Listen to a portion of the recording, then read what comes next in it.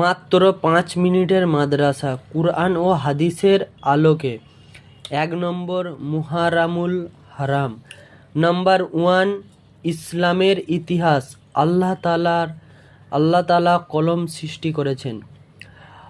আল্লাহ তাআলা সর্বদা আছেন, সর্বদা থাকবেন। প্রতিটি জিনিসকে আল্লাহই সৃষ্টি করেছেন। একদিন তার হুকুমেই সমগ্র সৃষ্টিজগৎ ধ্বংস হয়ে যাবে। পবিত্র কুরআনে আল্লাহ তাআলা বলেন, প্রতিটি জিনিস ধ্বংস হয়ে যাবে, শুধুমাত্র আপনার সম্মানীয় মহান প্রতিপালকের সত্তা অবশিষ্ট থাকবে।